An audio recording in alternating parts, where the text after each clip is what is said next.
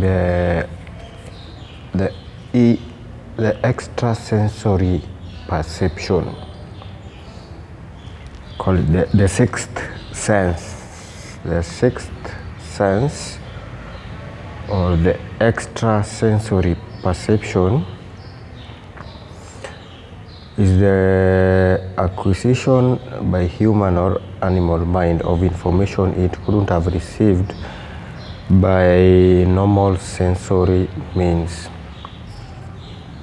Yeah, it's the acquisition of human or animal mind of information that you would have not received by normal sensory means. Okay, some psychologists, however, protest the use of perception here because the receipt of this information the receiver of this information has no direct proof that the information, or does not know if the knowledge is right or wrong. So when he first perceives it, when he first gets the information, he cannot tell whether the information is wrong or right. So the information you received must be corroborated with the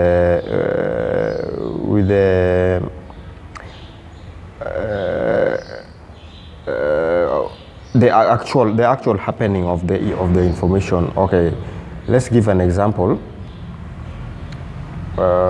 You receive an information that something is going to happen, and you say it. Before the information you have that this is going to happen, before that thing happens, you cannot tell whether it's true or not. So when the receipt of the information and the receiver doesn't know if the knowledge is right or wrong when he first receives it. So it takes a corroborating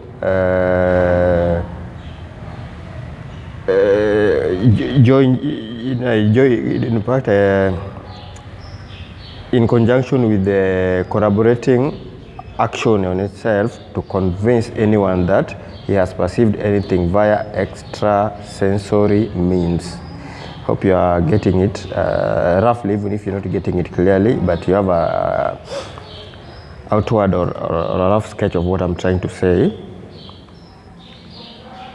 So a parapsychologist is a scientist who is seriously interested in the paranormal. Here are the brief definitions of the areas of extrasensory perceptions that are studied by a parapsychologist. Here we want to look at the areas that we have heard that a parapsychologist is a scientist who is seriously interested in the paranormal.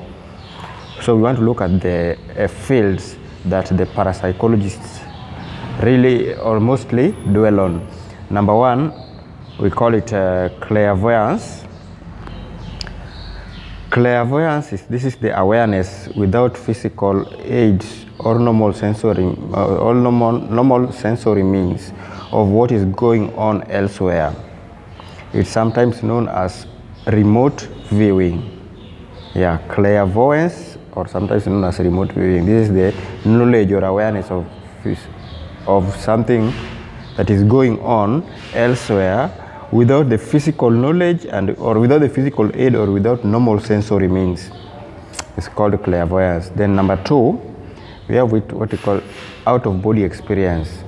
It's also called astral projection, out-of-body experience. This is apparent projection of the mind from the body, often with the seeming ability to travel great distance in a matter of seconds. Yeah, your mind goes elsewhere.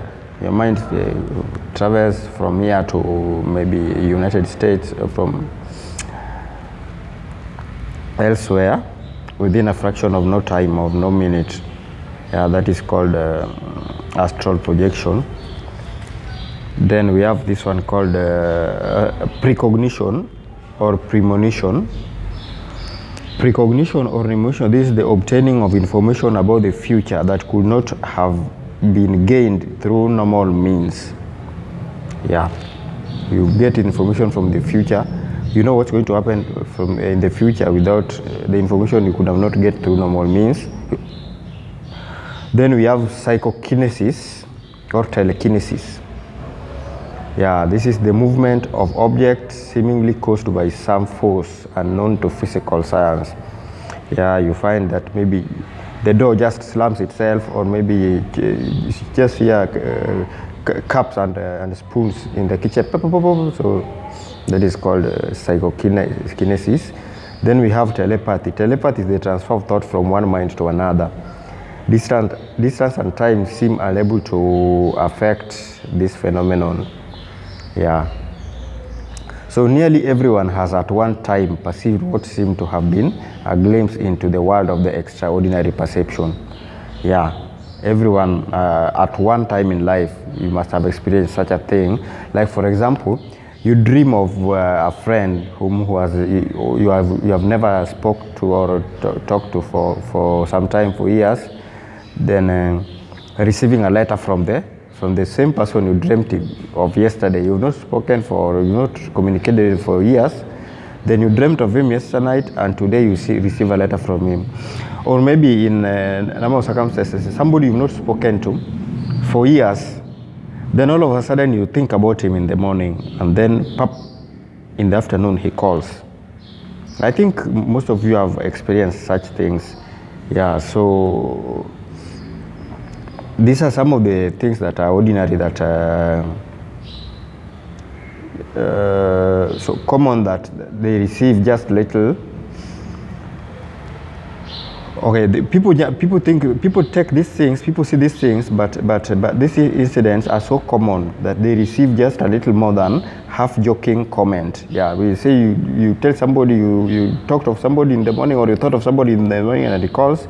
Nothing, just half a joking comment, and then it's over like that. We don't take it any serious. It's only when a paranormal event or shocking or dramatic impact startles that emotions that one relates it to others. According to Psychological Lab, nearly everyone has some degree of extrasensory perception. Nearly everyone has a little degree or some degree of extrasensory perception. So it is believed that telepathy may have been the original method people used to communicate or understand one another. Before people learned, the indigenous man, before they learned to communicate or to talk or the other means of communication, it is believed that this telepathy is we understand that telepathy, where did we say? We say telepathy is the transfer of thoughts from one mind to another. Distance at times seem unable to affect this phenomenon. So we tend to, with we call them the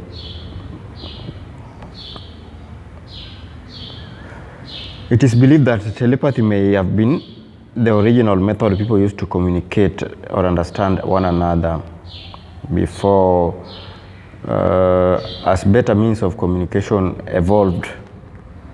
Yeah, one that could be readily intelligible and to the sensory organs. So the original archaic methods were pushed into the background of the human subconscious, where they still persist, wanting to manifest themselves under certain conditions. Yeah, it is believed that before man or before human developed this modern ways of communication, they use this telepathy, the transfer of information from one brain to another, to communicate or to solve their issues.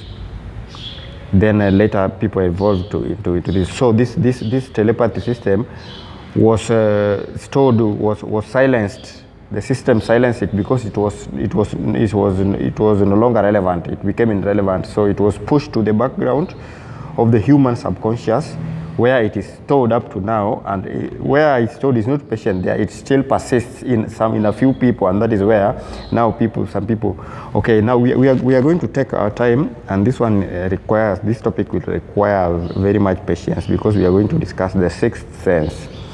So we just began. We are going to have 3 or 4 videos or 5 videos discussing about the sixth sense in a human being. So I've just decided explaining it in a layman's language, or in a way we can digesting it in a way that we can all understand it roughly. But we are going to discuss it deeply in our next 4, 5, 6 videos about the sixth sense, or the extrasensory perception, the sixth sense in a human being. Otherwise, just enjoy yourself for now, and until we meet again in our next video. The West African says that